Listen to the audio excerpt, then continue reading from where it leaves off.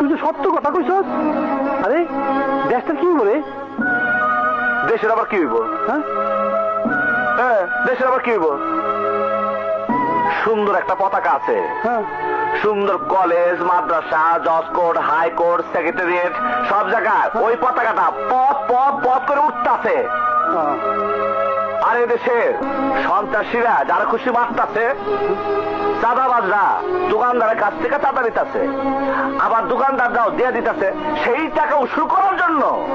দোকানদাররা 100 টাকার জিনিস জনসাধারণের কাছে 200 টাকা চাইতেছে।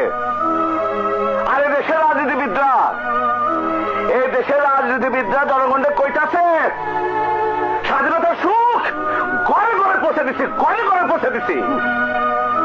আর দেশে উন্নতির জোয়ার বয়ে যেতেছে, জোয়ার বয়ে যেতেছে। আর জনগণ, বাংলাদেশের জনগণ খালি তামসা দেখতেছে আর কইতেছে উন্নতি এসে, উন্নতি এসে, উন্নতি এসে। ওই একই আলোচনা হইতাছে।